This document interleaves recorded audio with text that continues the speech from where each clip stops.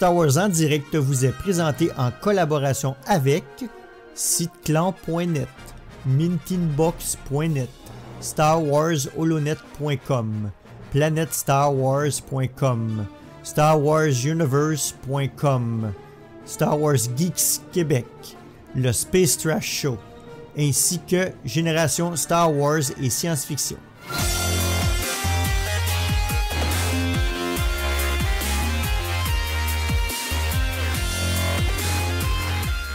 Bonsoir et bienvenue à Star Wars en direct, la voix du fandom Star Wars pour cette édition Spoilers qui sera consacrée à l'histoire du film The Rise of Skywalker. Alors, pour parler de ce film ce soir, je suis accompagné de Cicely. Bonsoir Cicely. Salut! Alors, Cicely, quoi de neuf côté Star Wars ou côté geek pour toi dernièrement? Pas grand-chose en fait avec le travail, je suis pas mal occupée. J'ai peut-être juste... J'ai commencé Lost Star de Claudia Gray. Puis j'ai lu la première BD de Dr. Aphra. C'est pas mal ça. C'est tranquille, effectivement. Ouais. De mon côté, côté Star Wars, c'est assez tranquille moi aussi. J'ai reçu ma copie du livre Resistance Reborn, que j'ai pas encore eu la chance de commencer. J'ai lu quelques critiques qui sont pas super bonnes, donc là je pense que je vais y aller de reculons. Pour le lire, mais donc il faut le faire. Donc c'est ça. Sinon, côté Geeks, je sais pas ceux qui connaissent Watchmen, donc j'ai commencé à écouter la série Watchmen. Et je suis très grand fan de Nine Inch Nails et Trent Reznor qui font la musique de la série. Donc ils ont sorti le premier, ils font 3 volumes de musique pour la série Watchmen. Et j'ai reçu mon premier volume hier et c'est un orgasme auditif, c'est absolument écœurant. Donc c'est pas mal ça. C'était mon côté geek. Donc, on va vous rappeler nos plus récentes émissions. Donc, il y a l'émission Star Wars en direct 178 où nous parlons de la bande-annonce de la série The Mandalorian. Je dis 178, mais c'est 179, désolé. Donc, Star Wars en direct numéro 179 pour la bande-annonce. Et on a aussi le Star Wars en direct numéro 178 où nous parlons de la dernière bande-annonce du film The Rise of Skywalker. On rappelle que vous pouvez toujours rejoindre notre communauté de fans et d'auditeurs et participer à nos enregistrements live, comme le monde qui nous écoute en ce moment dans le studio. Donc, vous pouvez rejoindre notre serveur Discord et puis vous pouvez montrer vos couleurs Star Wars en vous dirigeant à la boutique de Star Wars en direct pour vous procurer des t-shirts ou certains produits dérivés Star Wars à starwars.direct section boutique. Et on remercie nos partenaires Mintinbox, Star Wars Holonet, Siteclan.net, Planet Star Wars, Star Wars Universe, Star Wars Geeks Québec, Génération Star Wars et Science-Fiction, ainsi que le Space Trash Show. Et sur ce, on va en hyperespace. Oh crap! Prepare to jump into hyperspace on my mark. All right, stand by.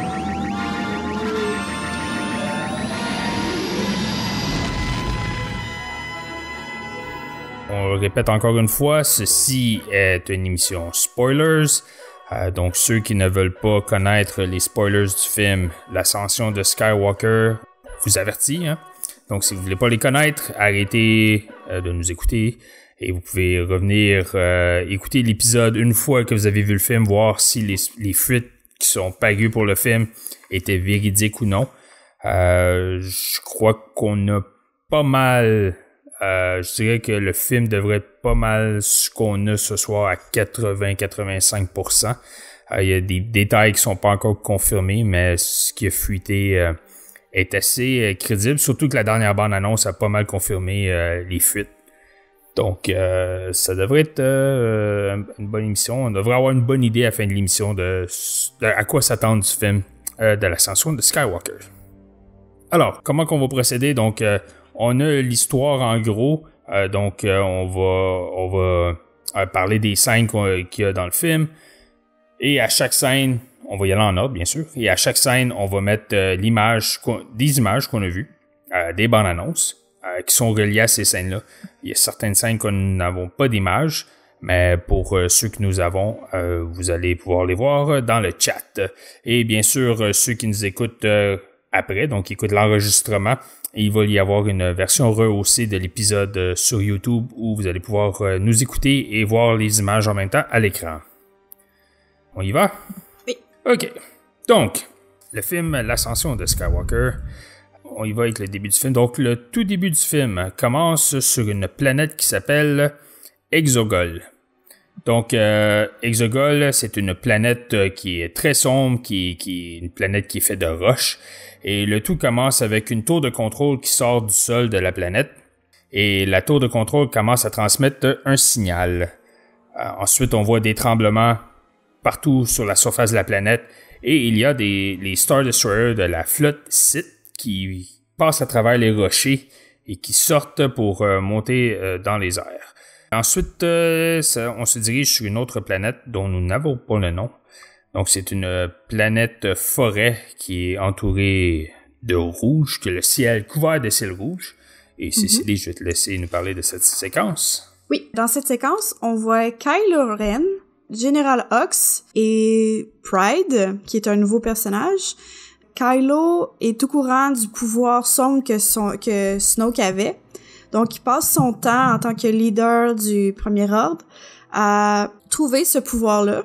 Donc, il y a General Hux et Pride qui vont suivre Kylo dans sa quête, mais ils vont commencer à se sentir un peu frustrés parce qu'ils ont l'impression que ça sert à rien, puis que c'est comme une perte de temps et de ressources du Premier Ordre. Disons, on rattrape un peu sur l'histoire des vilains. Puis, Kylo, il dirige un assaut sur la planète dont on n'a pas le nom, avec comme but de trouver le pouvoir de Snoke. On voit Kylo qui marche vers un château qui serait similaire à celui de Vader, qu'on a vu dans Rogue One. Ouais, c'est ça. Et ce serait décrit comme étant séparé avec des flashbacks de Luke et Han. C'est pas encore tout à fait clair qu'est-ce qu'on va voir, c'est quoi la nature de ces flashbacks-là. Mais on entend la voix de Palpatine qui appelle Kylo à lui. Juste aussi pour clarifier que c'est pas dans le fond, c'est pas l'Oracle et tout, c'est ce qu'ils appellent un Wayfinder, qui est comme un engin qui émet un signal, qui est comme finalement, c'est comme genre ton Google Maps, là. Donc c'est ça, et puis ça envoie un signal qui vers les régions inconnues. Puis c'est là que Kylo va se diriger une fois qu'il entend la voix de l'empereur. Alors la scène suivante nous transporte sur la base de la Résistance, qui est sur une autre planète de jungle. Et donc, nous n'avons pas le nom non plus. Et lorsque ça commence, c'est Leia qui entraîne Rey. Dans le fond, Leia elle a pris le rôle de Luke pour continuer l'entraînement de Jedi de Rey. Rey, au début, elle a beaucoup de méditation. Elle essaye de faire ce qu'on appelle du training pour comme le côté mental, la force. Mais elle a beaucoup de difficultés. Elle tente de communiquer avec des Jedi qui sont devenus un avec la force sans succès. En frustration, vu qu'elle est frustrée, elle demande à Leia si elle peut continuer plutôt l'entraînement physique. Donc, c'est ce qu'on voit dans surtout la dernière bande-annonce, puis la bande-annonce du D23 qu'on a vu. Donc, on voit Rey qui s'entraîne sur la planète. Et dans cette frustration, Rey lance le sabre laser qui coupe l'arbre. Donc, le sabre laser qui coupe l'arbre et l'arbre tombe sur BB-8. Et ce qui l'endommage, c'est ce qui fait que BB-8, pour ceux qui ont vu les figurines qui sont parues pour le moment, BB-8 il lui manque un cercle orange sur le corps. Il a comme perdu le morceau. Donc, ce serait à cause de cette séquence. Donc, ensuite, Rey tente de communiquer avec Luke, sans succès. Luke ne lui répond pas. Et c'est ça. Donc, à la fin, Rey donne son sabre laser à Leia, car elle sent qu'elle ne le mérite pas, puisqu'elle n'est pas capable d'être à la hauteur des attentes du monde face à sa place en tant que Jedi pour la Résistance. Ensuite, nous retournons sur la planète Exogol. Cécilie, je vais te laisser cette séquence. Oui, Kylo réussit à obtenir le Wayfinder, la boussole électronique, et ça l'amène dans les régions inconnues, sur une planète morte avec des roches noires plates. Selon les sources, la planète serait Exogol, Kylo atterrit à l'extérieur d'un cube énorme qui flotte juste au-dessus du sol. Il commence à marcher vers le cube et il va marcher entre le cube et le sol et lorsqu'il va atteindre le centre, il va découvrir un ascenseur qui va l'amener sur la surface, sous la surface de la planète. Pendant sa descente, il va passer devant des statues géantes et il va trouver, rendu en bas, il va trouver un vieil homme qui est en train de mourir, qui est comme mourant dans un lit. Selon les sources, il y aurait des aides avec le vieil homme qui se seraient référés comme des Sith loyalistes. Cet homme-là s'identifie comme étant Darth Sidious, donc Palpatine.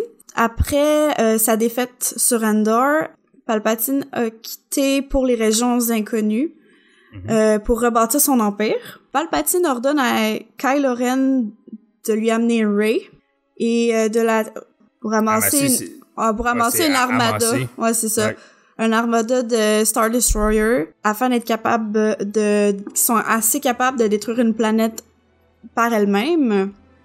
Et General Hux et Pride sont... C'est donc Hux et Pride, ils ont comme tâche de trouver des jeunes et des entraîner justement pour pouvoir qui prennent le contrôle de la flotte de Star Destroyer, donc qui un peu comme le Premier Ordre font en kidnappant les jeunes pour les entraîner en tant que Stormtroopers. Ouais. Alors ensuite, on s'en va sur une planète astéroïde de glace. Donc on a vu cette planète dans la dernière bande-annonce où on voit des TIE Fighters se diriger vers la planète. Donc sur cette planète, Finn et Poe sont dans le Faucon Millennium. Ils ont quelques soldats de la résistance avec eux et ils vont sur cette planète, où c'est pas vraiment une planète, c'est comme une base sur un astéroïde, pour rencontrer un informateur du Premier Ordre. Cet informateur qu'ils rencontrent, c'est un genre d'alien qui est comme ce qu'on appelle un middleman. C'est lui qui fait la conversation entre le Premier Ordre, qui ont comme une taupe dans le Premier Ordre, et les héros. Le contact cette personne-là s'appelle Bolio. Je pense qu'on le voit, si je me rappelle, pas si je me rappelle, mais c'est un personnage avec des cornes, et je crois que c'est une des figurines Lego qu'on voit avec le Faucon Millennium version épisode 9. Donc, Bolio, ce qu'il fait, c'est qu'il donne un encodeur avec l'information dessus à Poe. Et c'est à ce moment-là que le Premier Ordre arrive et attaque la base, comme on voit dans la bande-annonce. Cet assaut force les héros à quitter. Ils font le saut en hyperespace sans savoir exactement où ils s'en vont. Donc, ce qu'ils font, c'est qu'ils font plusieurs sauts en hyperespace justement pour pas que le Premier Ordre puisse retracer leur destination, comme on a vu dans les derniers Jedi où ils étaient capables de retracer où la résistance faisait les sauts. Ensuite, une fois qu'ils ont échappé aux méchants, les héros retournent sur la base de la résistance. Ils montrent l'information qu'ils ont obtenue de l'informateur. Il y a une séquence assez drôle là-dedans, c'est que Rey crie après Poe parce qu'il a endommagé le Faucon avec tous les sauts en hyperespace qu'il a fait. Puis lui, Poe, il crie après Rey parce qu'elle a endommagé BB-8. Ensuite, les membres de la résistance, ils revisent l'information qui a été donnée. Puis c'est à ce moment-là qu'ils apprennent au sujet de la flotte de Sith et du retour de Palpatine. On saute à un Star Destroyer du Premier Ordre. Je sais pas si tu veux le faire, cette petite séquence-là. Ouais. OK. Dans le fond, on se retrouve dans une salle remplie d'officiers de haut rang. Il y a Hux et Pride qui y sont. Et il y a la tête de Bolio qui est jetée sur la table. Et Kylo annonce qu'il y aura un espion parmi le Premier Ordre. Kylo a l'air correct avec ça parce qu'il se dit que ça va attirer Rey hors de sa cachette. Un des officiers présents annonce que la flotte Sith on peut pas leur faire confiance. Et ça résulte à Kylo qui choke l'officier et étrangle l'officier et le jette par terre. On n'a pas encore énormément de détails pour le moment sur la flotte Sith et le Premier Ordre, l'espèce de lien qu'ils ont ensemble. Mais on croit que ça va être Kylo qui va répondre aux questions par rapport à la flotte Sith et aussi avec ce qui est arrivé avec le contact Poe. Ensuite, on retourne à la base de la Résistance. Leia envoie Poe et Finn ainsi que Rey, Chewbacca, Baby Yoda et C-3PO vers la planète Pasaana pour justement, elle dit qu'elle a un contact qui pourrait les aider à trouver eux aussi une boussole qui permettrait de trouver la flotte Sith et Palpatine. Avant de partir, Leia redonne à Rey le lightsaber. Maz Kanata, qui est présente aussi, parle un peu à Rey, essaie de l'encourager avant de partir. Rey, elle a dit que Luke a laissé des notes et des coordonnées dans les textes Jedi qu'elle a pris de la planète Ahch-To, qui décrit un objet Sith qui pourrait les aider. Donc, ils vont justement à Pasaana pour trouver cet objet. Alors, lorsque nos héros arrivent sur la planète, ils découvrent un festival qui se déroule en ce moment, donc qu'on a pu voir dans une des bandes annonces ici. Selon C-3PO, ce festival s'appelle le Aki Celebration et il se déroule une fois tous les 42 ans. Ils essaient de rentrer, ils essaient d'être incognito, hein, ils ne veulent pas se faire connaître par personne. Donc, il se mêle dans la foule. Sauf que Chewbacca, un Wookiee de 7 pieds, c'est assez difficile à cacher. Rey rencontre une jeune famille et il y a un enfant qui lui donne un collier. Qui donne un collier à Rey. Et c'est à ce moment-là que Kylo Ren fait un premier contact avec Rey à travers leur connexion qu'ils ont à travers la Force. À ce moment-là, Kylo Ren parle à Rey, lui parle de ses parents. Il continue à dire que ses parents c'était des vauriens puis qu'ils l'ont vendu. Puis là, il lui dit que Rey, il sait qu'elle se sent tout seul puis qu'il n'y a pas personne qui la comprend sauf lui. Et cette conversation se termine au moment où Kylo Ren, justement, réussit à prendre le collier qui était autour du cou de Rey. Kylo Ren analyse le collier du Star Destroyer et c'est de cette façon qu'il réussit à savoir sur quelle planète il se trouve, qui est Pasaana. Rey décide de se faufiler dans la foule pour aviser ses amis que le Premier Ordre, ils sont au courant où ils se cachent. Et c'est à ce moment-là que les premiers Stormtroopers du Premier Ordre arrivent. Donc, les soldats du Premier Ordre sont sur le point de capturer nos héros jusqu'à ce que une personne dans la foule qui réussit à les escorter dans un endroit. Et cette personne, c'est Lando. Donc, c'est de cette façon que Lando est introduit dans le film. Alors, Lando, tout le monde se salue, tout ça. Et Lando leur parle de l'objet qui est finalement un poignard qui pourrait les aider à trouver ce qu'ils cherchent. Il explique qu'il y a plusieurs années, lui et Luke étaient à la recherche d'un Sith qui s'appelait Oki. Luke et Lando cherchaient justement ce personnage. Il n'était pas au courant du poignard. Mais donc, c'est ça. Lando explique que ça pourrait être l'objet qui pourrait leur permettre de retrouver justement Palpatine. Nos héros recherchent le vaisseau de Oki, qui est sur Pasaana. C'est à ce moment-là qu'ils se demandent pourquoi que Lando n'a jamais quitté la planète une fois qu'ils n'ont pas trouvé Oki. Lando il explique à ce moment-là qu'il y avait un jeune enfant. Alors qu'il cherchait justement pour Oki, le Premier Ordre ont volé son enfant. Vu qu'il n'a pas été capable de protéger son enfant du Premier Ordre, Lando et Luke sont partis chacun à leur côté. Luke est retourné et Lando est resté sur Pasaana. Lando croit que le Premier Ordre a un but de tourner tous les enfants de la rébellion contre eux, comme étant une forme de vengeance. Et c'est à ce moment-là que pour Finn, ce que Lando explique, ça a vraiment une importance parce que Finn, justement, était un enfant qui a été kidnappé et qui a été tourné en Stormtrooper. Alors, Lando leur donne les dernières coordonnées connues du ship de Oki. C'est à ce moment-là que Rey et tout décident d'aller trouver ce vaisseau. Les héros se sauvent en speeder. Ils sont pourchassés dans le désert par le Premier Ordre avec les chevaliers de Ren qui sont aussi sur Pasaana.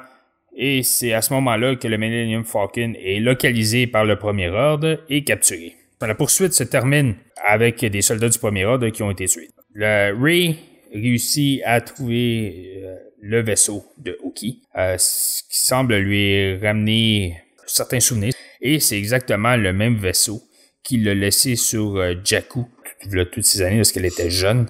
Donc, on a pu apercevoir ce vaisseau dans une des visions de Ray dans le film Le Réveil de la Force. Avant que Ray puisse réaliser ce qui se passe, le sol sous eux cède et il tombe comme sous le sable, sous comme la surface du sable, dans des tunnels. Et ils sont, c'est à ce moment-là qu'ils découvrent les restes de Oki et le poignard. Et c'est à ce moment-là qu'ils découvrent que Oki était un assassin Sith. Ray sent une très forte connexion avec ce poignard, mais elle n'est pas capable de l'expliquer. Et Ray réussit à se rappeler que c'est une tradition pour les assassins Sith d'écrire, de transcrire des secrets sur leurs armes. Donc, sur le poignard, il y a justement quelque chose d'écrit dans un langage que personne ne peut identifier. Et c'est à ce moment-là qu'il donne à C3PO qui pourrait peut-être écrire justement ce langage Sith, il pourrait le découvrir. On découvre qu'il est incapable de le traduire dû à des restrictions dans sa programmation. C'est dans le fond, c'est qu'il est capable de lire ce qui est écrit, mais il est incapable, c'est interdit pour lui de dire c'est quoi le texte. Donc, Chewbacca prend à ce moment-là le poignard et ensuite le groupe tente de vouloir sortir de ses grottes. Alors qu'il tente de sortir, il arrive face à face avec un ver géant de sable. Et ensuite, il y a une bataille entre le ver et les héros. Les héros sont à côté dans un coin, ils se préparent à mourir. C'est à ce moment-là que Rey, elle aperçoit que le ver est blessé. Et c'est à ce moment-là que Rey montre un pouvoir personne ne savait qu'elle avait. C'est qu'elle est capable de guérir.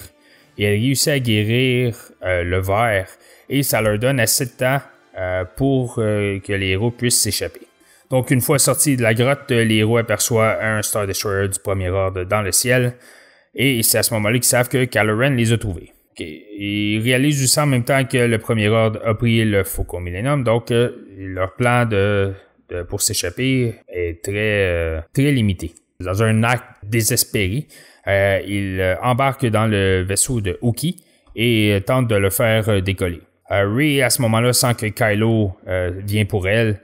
Alors elle décide de partir par elle-même pour justement permettre à ses amis de s'échapper. Et c'est à ce moment-là qu'on voit Rey et Kylo Ren, donc Kylo Ren qui est avec son TIE Fighter face à Rey, qui l'attend avec son sabre laser qu'on a pu voir dans la première bande-annonce. Mm-hmm. Donc, pendant que Rey et Kylo se battent, les chevaliers de Ren et le Premier Ordre mais se dirigent vers le ship de Oki pour capturer les autres héros. Chewbacca se démarque du groupe et tente de retarder les chevaliers de Ren, mais il est capturé.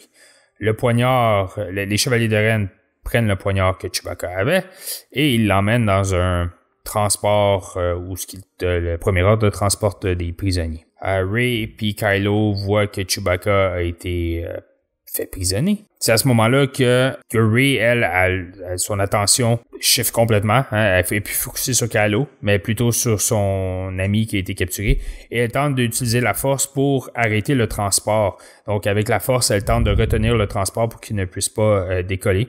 Et Kylo Ren, lui, il tente de faire le contraire. Il tente de pousser le transport.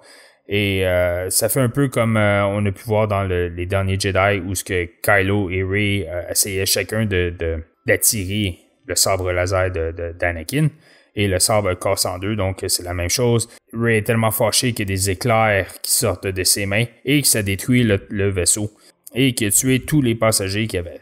Donc c'est à ce moment-là que Rey, elle, s'écroule à terre complètement attristée. Pendant que ceci se déroule, Poe, Finn, C3PO et BB-8 embarquent sont dans le vaisseau de Oki et réussissent à le faire décoller. Ils ramassent Rey qui est en détresse. Donc, sans Lando, sans Faucon, sans Poignard et sans Chewbacca, les héros s'échappent du désert.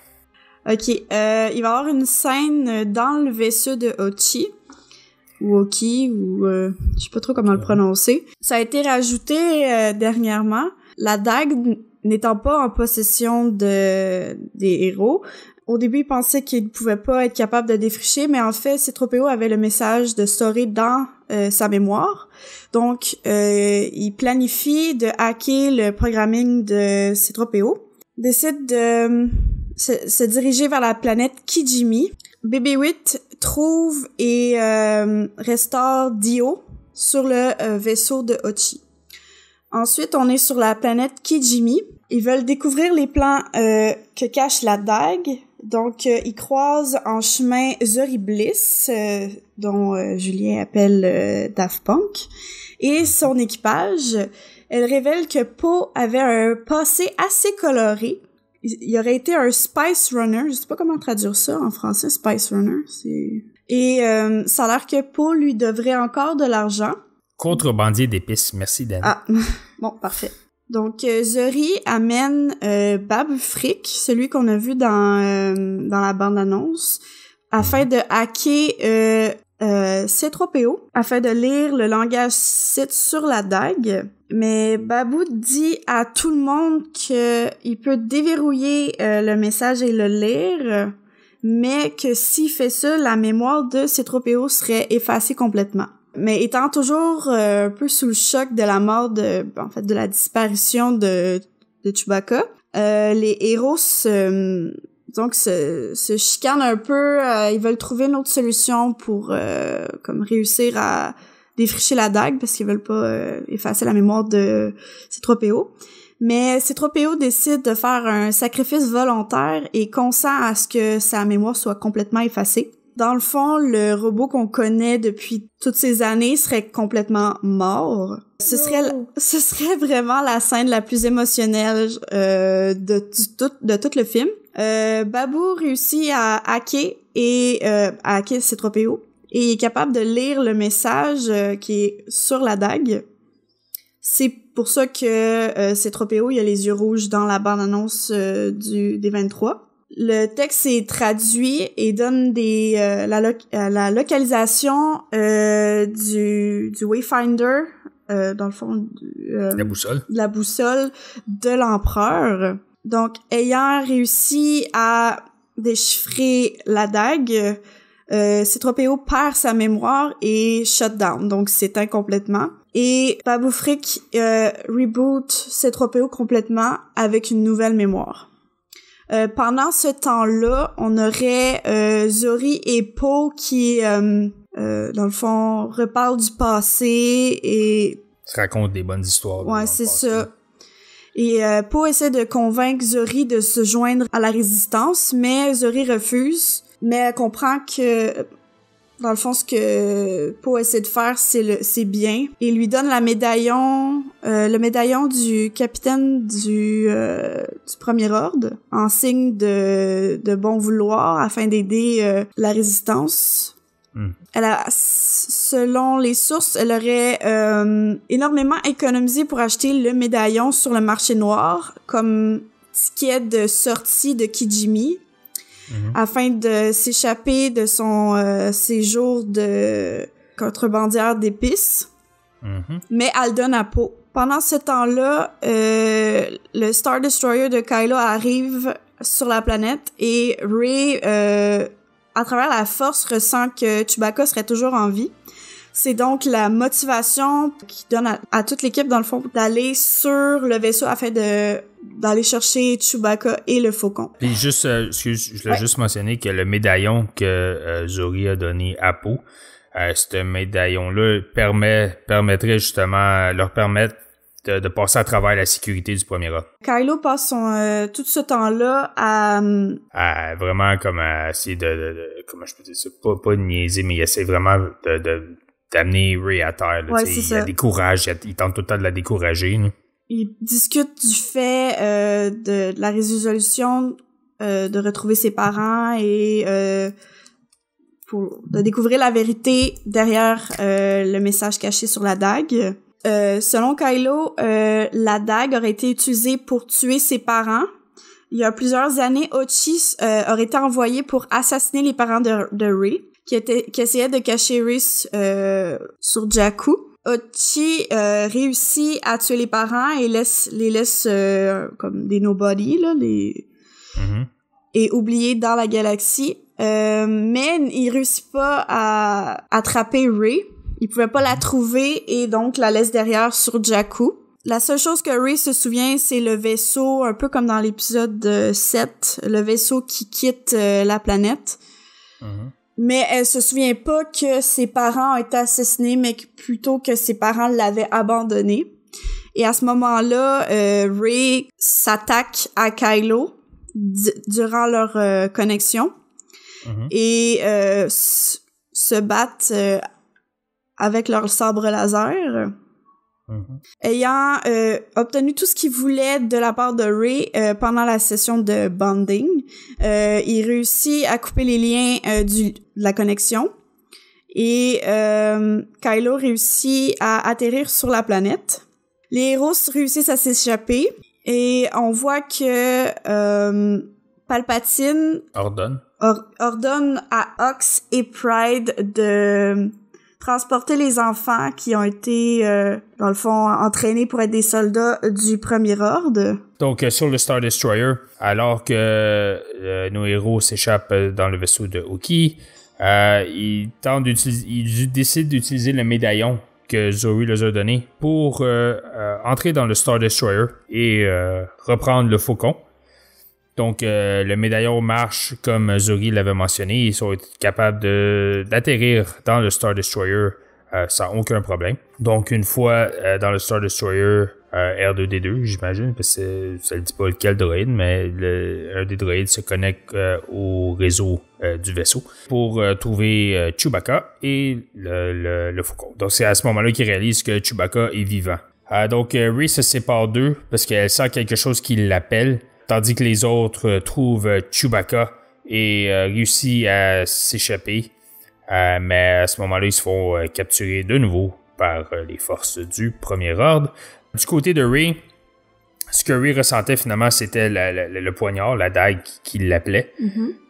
Et ce poignard se trouve dans la chambre de Kylo Ren. Donc Rey prend le poignard. Mais une fois qu'elle le prend, elle a justement la vision, on a parlé un peu plus tôt de ce qui est arrivé à ses parents, donc c'est là qu'elle voit que ce que Kylo Ren lui a raconté était vrai.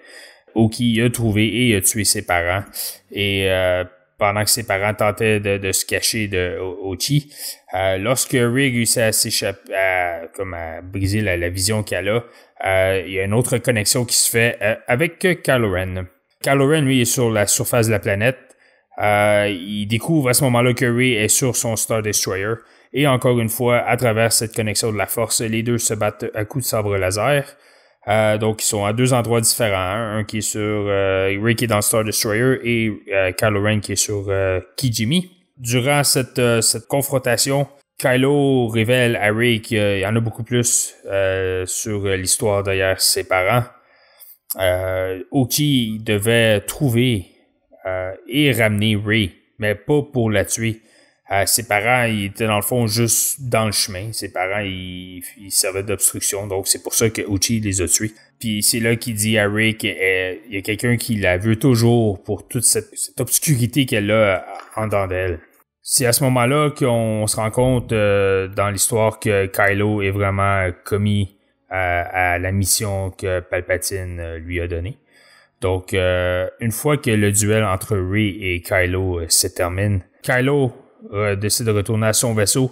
Rey, elle prend le poignard et ainsi que la ceinture et le pistolet de Chewbacca.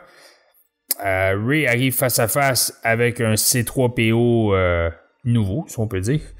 Elle lui donne tous les effets pas les effets, mais les objets de Chewbacca, donc la ceinture et le pistolet, ainsi que le poignard, et elle lui dit de s'échapper, pendant qu'elle va tenter de ralentir Kylo Ren. C'est à ce moment-là que Kylo Ren, durant cette autre confrontation entre les deux, que Kylo Ren révèle à Rey qu'elle est la petite fille de l'empereur Palpatine. Alors que nos héros semblent vraiment, pas nos héros, mais pas Rey, mais Poe, Finn et Chewbacca semblent vraiment capturés. Vraiment, c'est la fin pour eux. Le général Hux arrive et non seulement les aide à s'échapper, mais il leur pointe aussi en direction du Faucon. C'est là qu'on apprend que le général Hux était la taupe dans le Premier Ordre, que Finn et Poe recevaient l'information, comme on a vu au début, comme on a expliqué au début du film. Tout le monde, incluant Rey, s'échappe à travers avec le Faucon. C'est à ce moment-là que Pride tue le général Hux. Durant cette période, il dit à Kylo que même s'il n'y a pas le poignard, il sait où la résistance va être. Ils ont réussi à scanner le poignard lorsqu'il l'avait en possession. On apprend aussi que le général Pride a reçu comme ordre de l'empereur de détruire Kijimi avec un des Star Destroyers qui sont armés avec des canons comme la Death Star. Donc, il veut qu'il détruise Kijimi comme étant pour prouver sa loyauté. Donc, c'est ce qu'on voit aussi dans les bandes annonces. Nos héros se dirigent sur une autre nouvelle planète qu'on croyait étant Andorre. Mais ce n'est pas Andorre. Le nom de la planète a été confirmé. Kefbir. Les inscriptions qui étaient sur le poignard que C-3PO a été capable de traduire amènent nos héros à cette planète où ils trouvent justement les restes de la deuxième Death Star qu'on a vu dans Le Retour du Jedi. Et c'est à ce moment-là que nos héros arrivent en contact avec une personne qui s'appelle Jannah. C'est à ce moment-là qu'on apprend que Jannah avait été un enfant kidnappé par le Premier Ordre, mais elle avait réussi à s'échapper et se rendre sur la planète Kefbir. Et elle vit sur cette planète depuis 7 ans. Et on apprend aussi à ce moment-là que Jannah est la fille perdue de Lando. Et Jannah aide Rey à lui trouver un moyen de transport pour se rendre jusqu'au reste de la Death Star. Rey se rend jusqu'au reste de la Death Star et commence à escalader l'intérieur comme on a pu la voir dans le Réveil de la Force lorsqu'elle est à l'intérieur du Star Destroyer. Elle trouve la salle de trône de l'empereur et c'est à ce moment-là qu'elle trouve une chambre qui se connecte à la salle de trône où se trouve la deuxième boussole. Et c'est au moment où Rey s'approche de cet objet, ça l'amène à une vision de son possible futur. Et dans cette vision, Rey se voit enveloppé par le côté obscur de la Force et qui montre le Darth Rey qu'on a pu voir dans la bande-annonce du D23. Hein. Tout le monde était en choc quand on a vu ça à la fin. Et à ce moment-là aussi, Rey entend la voix de Palpatine.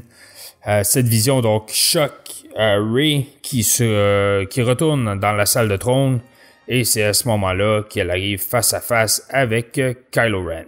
Kylo Ren prend possession de la boussole de l'empereur, la détruit et indique à Rey que la seule façon de trouver l'autre boussole, c'est de passer à travers lui et de prendre la boussole de Darth Vader.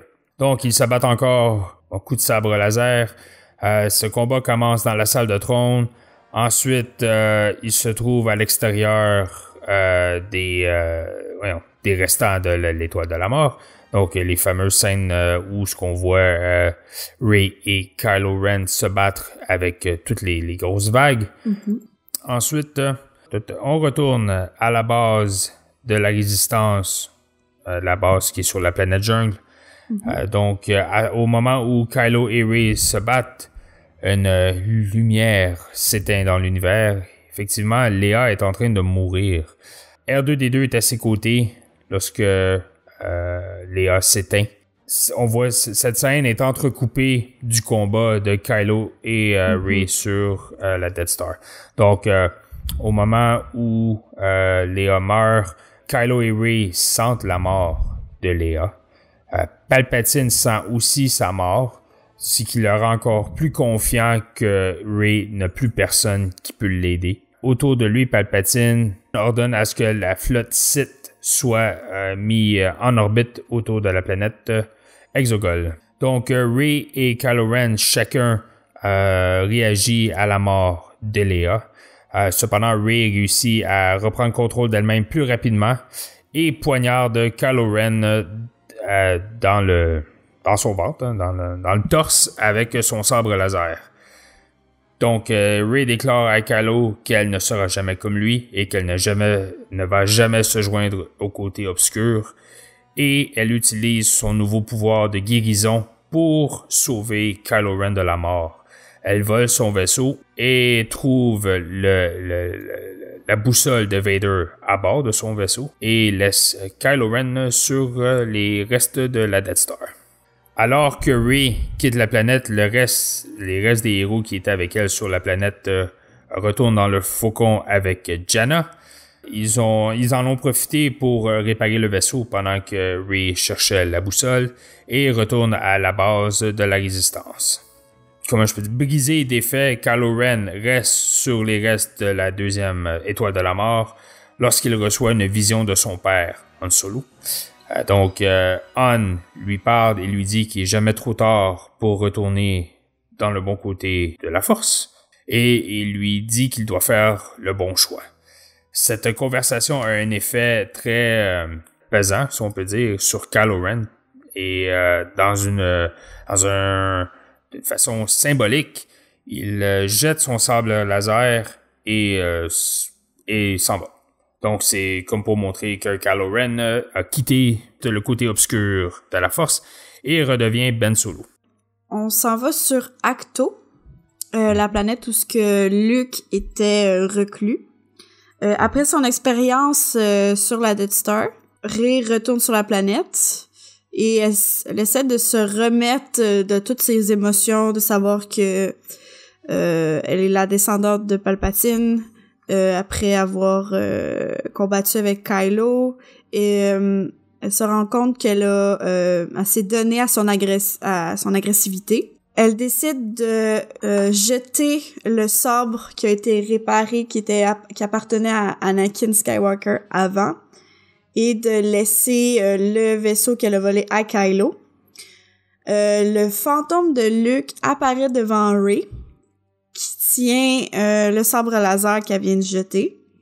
Luke discute avec Rey et essaie de l'encourager.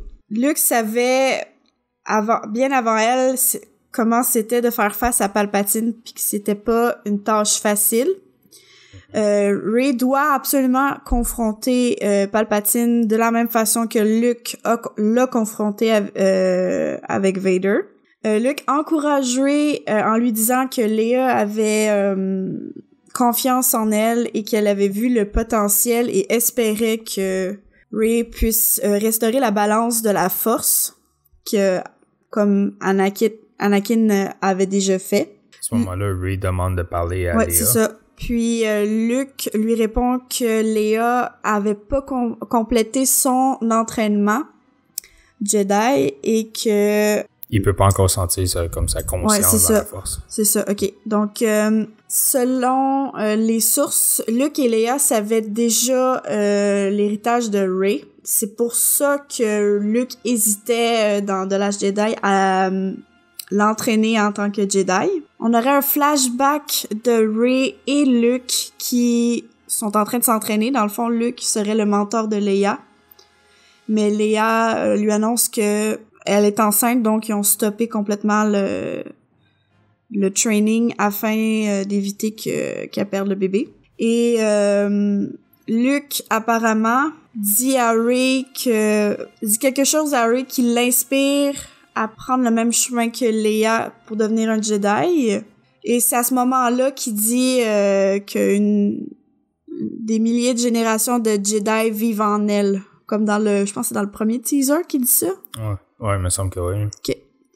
Et à la fin de la conversation, Rey se sent un peu comme énergisé, puis il semble être prête à affronter la tâche insurmontable. Mais ayant détruit le vaisseau de Kylo, est prise sur Ahch-To, mais Luke, un peu comme Yoda, réussit à sortir le X-Wing qui était au fond de l'eau, le X-Wing de Luke, afin que Rey puisse le piloter et aller rejoindre Palpatine pour l'affronter.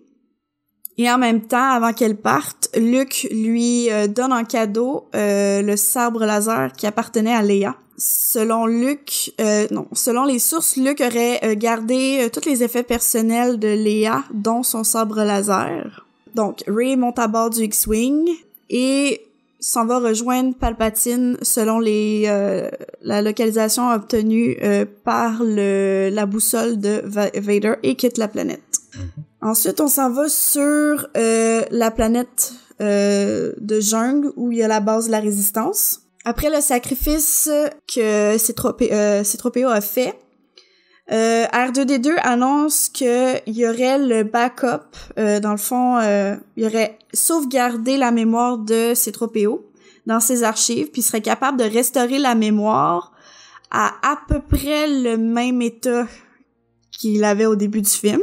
Selon les sources, ce serait dans le fond, le backup à partir de Force Awakens. Donc, ce serait une vieille version de C-3PO, mais c'est mieux que pas de C-3PO du tout. La Résistance apprend la mort de Leia une fois arrivée sur la base, et apparemment, toute l'équipe de la Résistance va lui rendre hommage, spécialement Chewie qui va pleurer. Il y a Lando qui réapparaît dans l'histoire. Il a changé d'idée et décide de venir sur la base de la Résistance sur la planète de la jungle et désire aider le plus qu'il peut. Ayant vu que tout le monde avait perdu espoir. Ouais, c'est ça. Ben Lando essaie de donner espoir à Finn. Puis Finn aurait révélé les informations de Dio qui amènerait à Exogol, Dio ayant été trouvé sur le vaisseau de Hochi.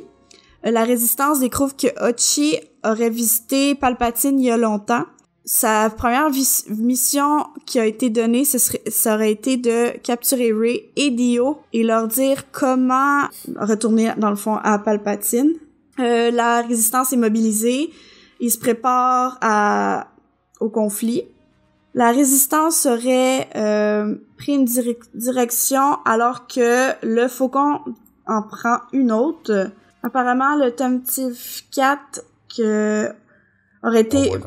Ouais, c'est ça. Il serait piloté par un Sulustan et un jeune Mon Calamari qu'on aurait déjà vu dans la flotte auparavant. Puis selon le jeune Mon Calamarien, ce serait le fils de Ackbar.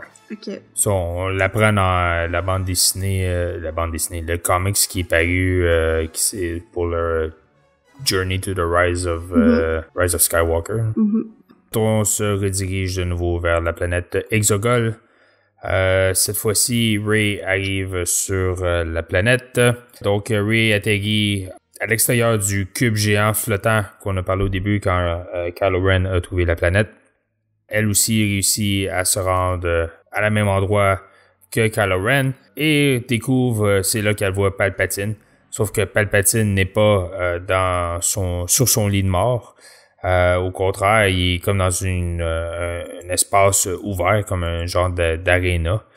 Donc on a pu voir un peu dans la bande-annonce. Ensuite, ce qu'on apprend...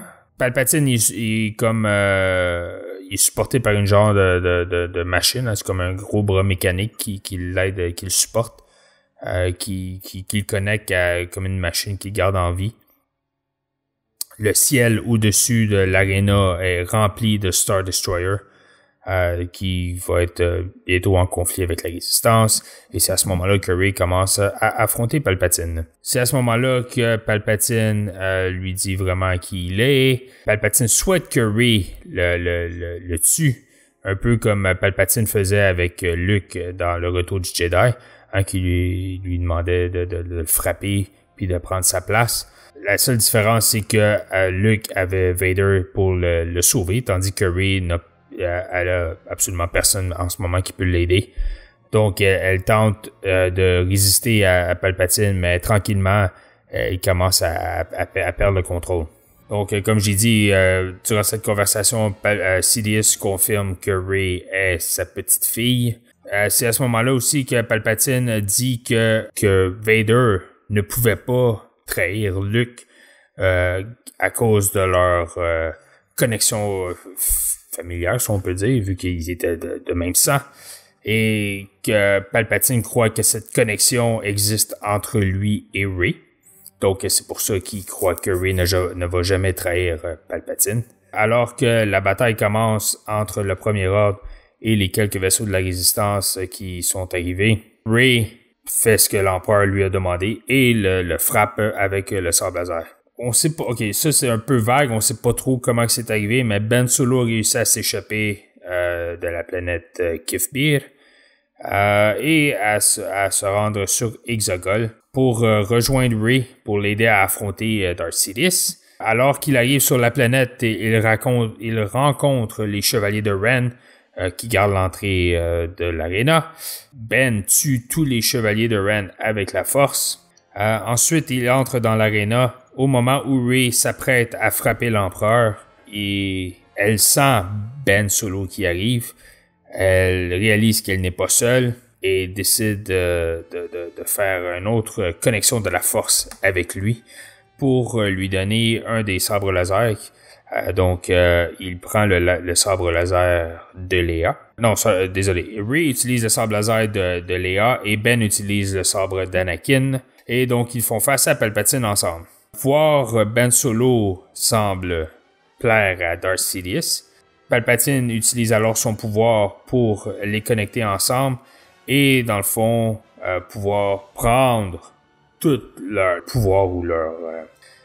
et c'est de cette façon que Palpatine réussit à se rajeunir et se redevenir en santé. Ensuite, dans le ciel au-dessus de Exegol, la Résistance et le Premier Ordre sont dans un combat. C'est à ce moment-là que les membres de la Résistance, Finn et Jenna surtout, décident de vouloir atterrir sur le vaisseau du Général Pryde pour le détruire. Parce que le vaisseau du Général Pryde transfère un signal à toute la flotte Sith pour pouvoir sortir des régions inconnues. Donc, s'il détruit le vaisseau du Général Pryde, le signal sera perdu et il n'y aura aucune façon pour la flotte Sith de pouvoir s'échapper d'Exegol et des régions inconnues et revenir dans la galaxie que l'on connaît. Finn et Jenna décident de diriger cette attaque. Donc, cette attaque a un style un peu de D-Day, de la Deuxième Guerre mondiale. En utilisant des genres de cheval, on voit Jenna et Finn et tout sur le vaisseau. Donc, on a pu voir certaines de ces séquences dans les bandes annonces. De retour dans l'arène, on voit Palpatine qui est rajeuni et qui a repris complètement sa force.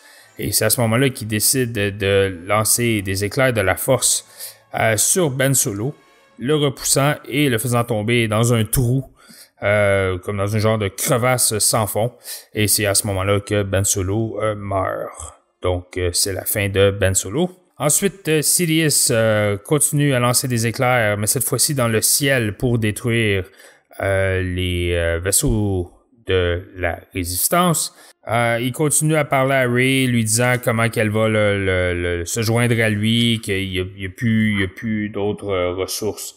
Il n'y a plus rien qu'elle peut faire. Elle n'a aucun choix que de le joindre. C'est à ce moment-là que Rey se concentre. Elle utilise la force pour tenter de trouver de l'aide. C'est à ce moment-là qu'elle réussit à communiquer avec des Jedi du passé. Selon les sources, et c'est rien confirmé, mais on entend les voix de Obi-Wan, Ahsoka et Leia. C'est à ce moment-là que Rey prend le sabre de Anakin et Leia. Et Palpatine se tourne vers elle et ses sabres laser contre-éclairs à ce moment-là. Elle réussit à refléter les éclairs vers Palpatine, un peu comme Mace Windu avait fait dans La Revanche des Sith, et finit par le tuer ce qui amène à une explosion très puissante qui détruit l'aréna qui est autour d'eux. Donc, pour la dernière fois, Darth Sidious, le dernier Seigneur Sith, est finalement mort. Les vaisseaux de la Résistance continuent leur attaque. C'est à ce moment-là que plusieurs vaisseaux, on voit le Faucon qui arrive vraiment avec une flotte de vaisseaux qu'on a pu voir dans la bande-annonce. Donc, c'est Lando qui a réussi à amasser tous ces vaisseaux. Et Zorii est parmi elles. Elle pilote un Y-Wing. Et ils réussissent à détruire le vaisseau de Général Pryde. Et c'en est fait de la flotte Sith. Finn et Jenna sont sauvés par le Faucon. Et elle réussit à s'échapper de la planète. Donc, on retourne à la base de la Résistance.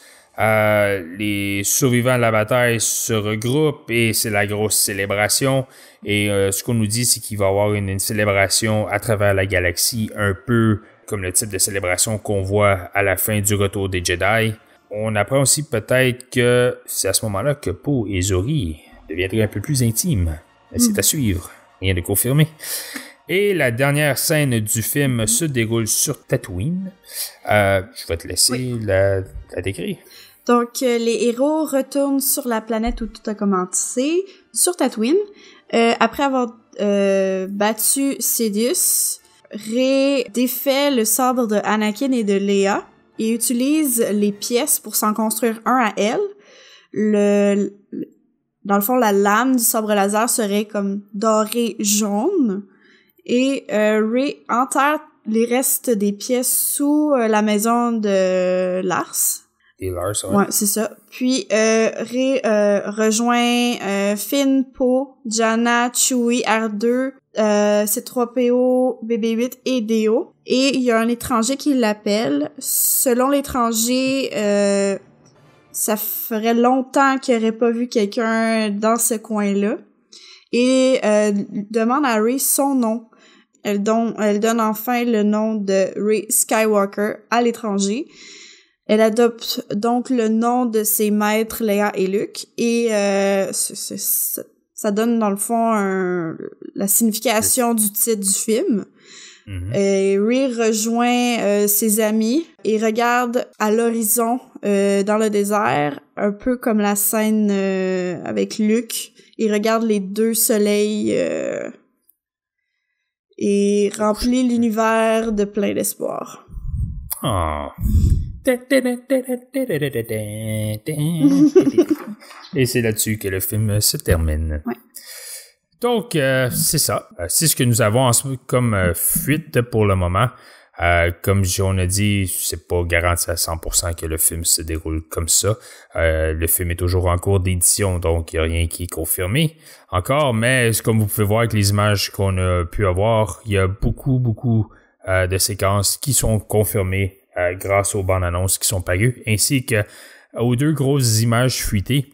Donc, c'est sur ce que nous allons conclure cette dernière émission spoilers dédiée à la saga Skywalker. Comme toujours, si vous avez des suggestions, commentaires ou réactions sur ce que nous venons de discuter, contactez-nous à l'adresse studio@starwars.direct ou laissez votre message sur nos réseaux sociaux. Cependant, s'il vous plaît, ne pas mettre de spoilers sur nos réseaux sociaux, car ce n'est pas tout le monde qui veut savoir ce qui se passe. Et surtout, n'hésitez pas à partager nos épisodes sur vos réseaux sociaux. Rappelle que vous pouvez toujours rejoindre notre communauté de fans et d'auditeurs, ainsi que participer à nos enregistrements live sur notre serveur Discord. On rappelle que Star Wars en direct est disponible sur les plateformes iHeartRadio, Deezer, Spotify, Stitcher, Google Play, Google Podcasts et Apple Podcasts. Prochaines émissions. J'aimerais dire que mardi prochain, notre live sera dédié au premier épisode de The Mandalorian qui paraît justement mardi prochain. Donc, nous allons avoir vu l'épisode et nous allons en faire une critique. Ça devrait être un show assez intéressant. Donc, joignez-vous à nous la semaine prochaine pour The Mandalorian. On en profite pour remercier nos partenaires Mint Box, Star Wars Holonet, 7clans.net, Planète Star Wars Universe, Star Wars Geeks Québec, Génération Star Wars et Science-Fiction, ainsi que le Space Trash Show. Et donc, de la part de Cécilie et moi-même, merci d'avoir été à l'écoute de Star Wars en direct, la voix du fandom Star Wars, et que la force soit avec vous.